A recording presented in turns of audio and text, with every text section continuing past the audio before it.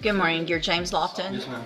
And it looks like there's a motion to revoke probation in Mr. Lofton's case in cause number 16-24485. We're starting the day with Mr. Lofton. He's already on probation, but now the court's thinking about taking that away. Looks like a last-minute plea deal might save him. But will it be enough?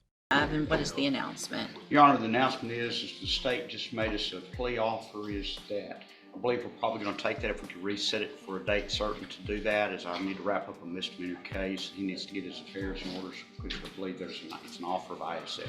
Okay. When is the misdemeanor set?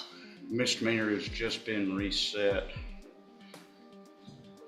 Which they'll always move it up if you need to. If there's some issues like this, I don't want to put it off for too long. No, I'd like to get it done in the next 45 days or something. Oh no, it'll be 30.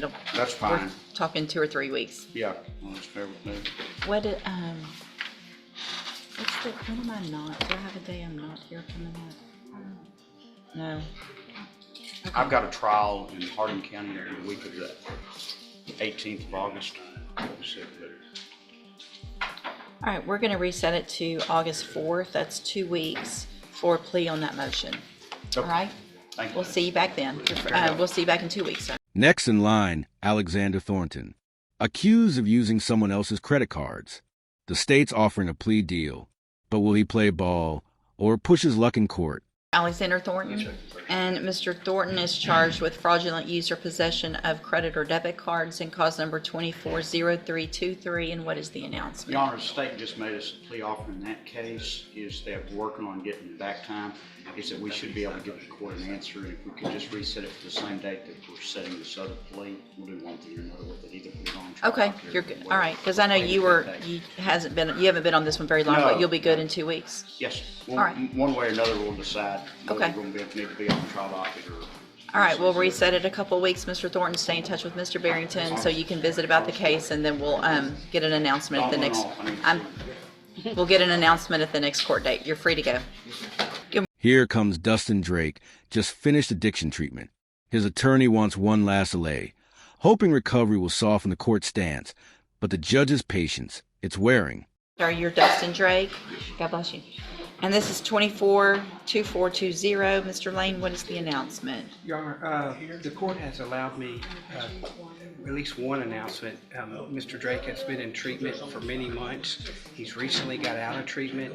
I've tried to get in touch with him for us to meet to go over discovery.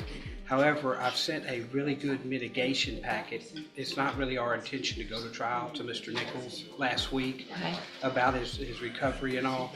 So I'm hoping that maybe if you allow me one more announcement, we can work it out. All right, so this will be the last announcement. Get with Mr. Nichols. Mr. Drake, make sure you stay in touch with Mr. Lane. So once he visits with Mr. Nichols, you'll know what your options are, and we'll get an announcement. It'll either plea or it will be going to the trial docket at the next hearing, okay? You're free to go. Thank you, sir. Thank you, Mr. Lane. Good morning. You're Gustavo Vasquez. All right, so we reset the case last week for sentencing on Mr. Vasquez's case. Whoa. When a judge personally calls a police officer and still doesn't get called back, that's not just disrespected. Could signal something deeper, something broken in the system. I have now myself made a phone call to Officer Clark at the Port Arthur Police Department last week. I think it was on Wednesday, and have not heard back. So that obviously leads me to believe that there is an issue if he's not calling the defendants back, but kind of feel like if a district judge calls you, you should call them back. So that I don't disagree that Mr. Vasquez, could possibly have done more, but I also don't disagree, and it sounds like even probation has seen evidence that Mr. Vasquez has tried to do what he's supposed to do. And so based on that, I find it hard to revoke a probation when it looks like he's trying. Today, what I'm going to do after docket, since I have not received that call back, is talk to Chief over there about what is going on, because it sounds like this is not the only case where there's some issues.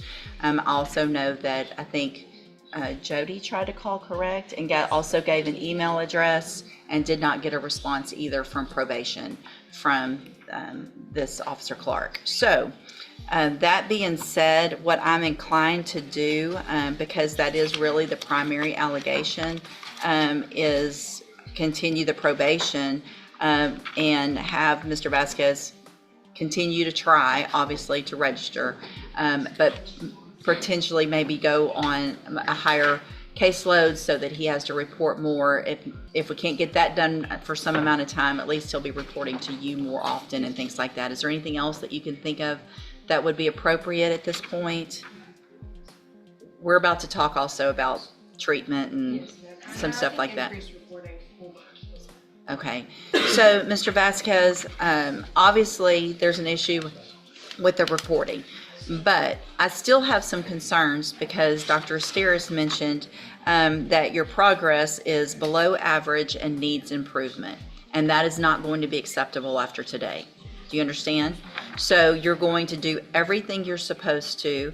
You're going to continue to try to report, but I mean, regardless, or register, but regardless of that, you're going to do everything else on probation as well as possible.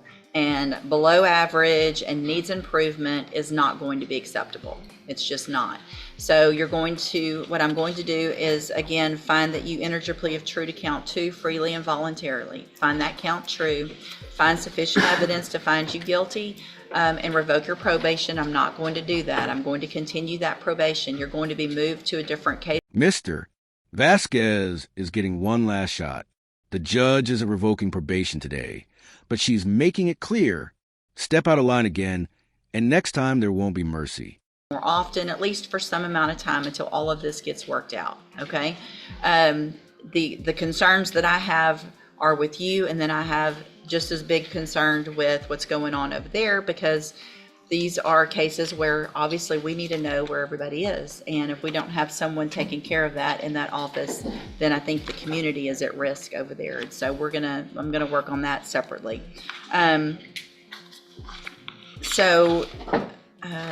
see, was there any, I made a note of something else. All right, that's really it, just the all right, so you need to make sure you attend every appointment with Dr. Asteris, follow through with everything you're supposed to, engage in that, whether you think you need it or not, you're ordered to do it. And so just going and showing up and doing the minimum amount of work is not going to work, because if you don't complete that in an appropriate way, it's a violation of your probation, okay? All right, y'all. I'd like to say, Judge, you need to continue to try to register. Yes. And keep notes of when you call and what happens, and report that to the probation officer, because she can try to help you. And that way she knows you're doing what you're trying to do, what you're supposed to do, okay? I would say call every week until we get it worked out, and you are every single week. Leave a message. If he doesn't answer, don't just hang up. Leave a message with your name, what you're trying to do, and then that way there's some records, and you write down every time you do that. Again, just like Mr. Parker said, let your probation officer know, and we'll hopefully get all that worked out. Okay? All right, y'all are free to go. Thank you. Morning. Are you Mark Hebert? Yes, ma'am. And will Mr. Hebert waive the formal reading of the indictment? Do it, Your Honor. Mr. Hebert, in cause number 250455, you're charged with the third-degree felony offense of driving while intoxicated, third or more, from April 16th of 2024. The indictment alleges you were previously convicted of driving while intoxicated March 31st of 2010, and then after that, January 8th of 2013. And how do you plead to that charge? Mark H. faces his third DWI.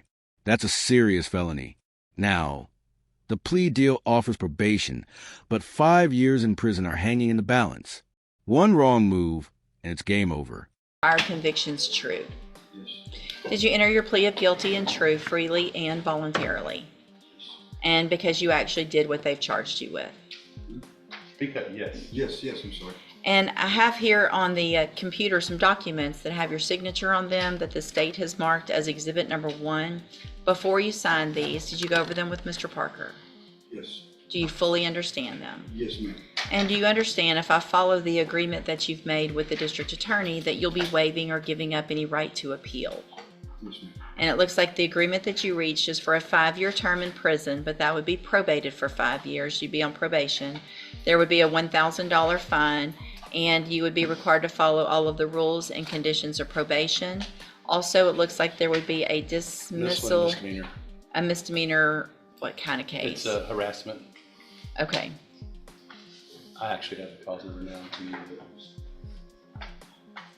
Judge, if I may hold off on that until sentencing, just so that Sure. you can check it Right. out. yes, sir, yes, ma'am. Is that your understanding of the agreement? Yes, ma'am. Do you also understand, if you're not a U.S. citizen, that a plea of guilty or no contest may result in your deportation, exclusion from admission to the country, or denial of naturalization under federal law? Yes.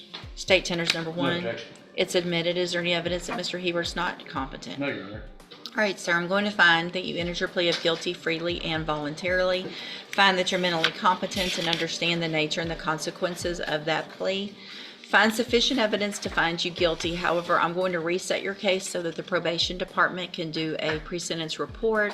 That'll give me more information about you and your case, and then we will come back later for sentencing.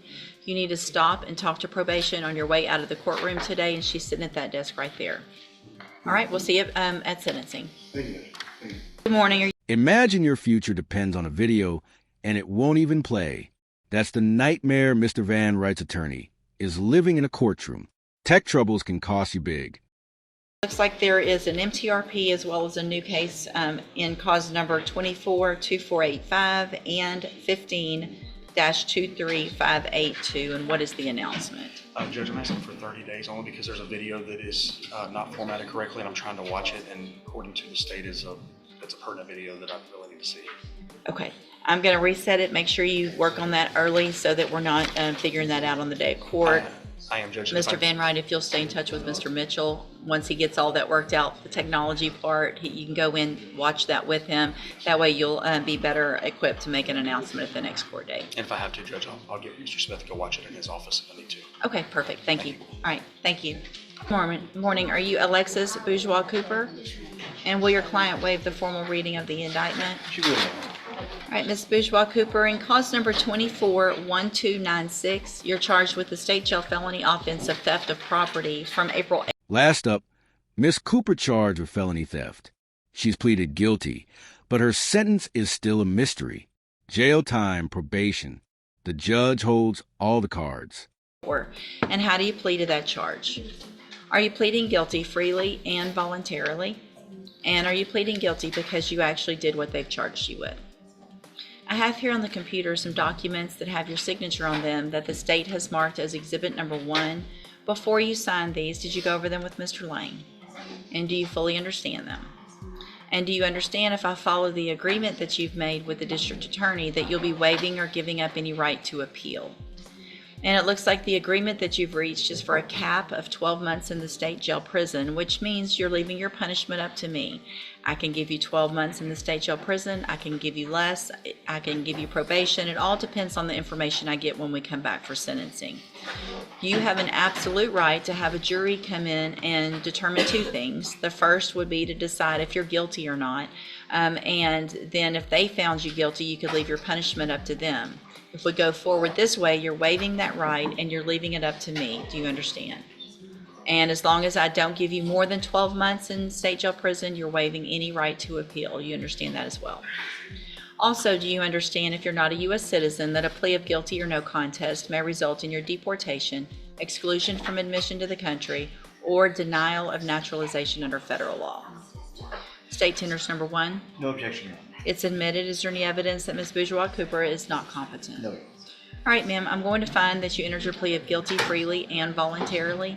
Find that you're mentally competent and you understand the nature and the consequences of your plea. Find sufficient evidence to find you guilty. However, I'm going to reset your case for a sentencing hearing. We'll get probation to do a pre-sentence report. That'll give me more information about you, your case, and then we'll come back later for sentencing. Anything that you think is important for me to know, get that information to Mr. Lane. He'll present it to me on your behalf when we come back. And as you're leaving the courtroom today, you need to stop and talk to probation, and she's sitting at that desk right there. All right, we'll see you back.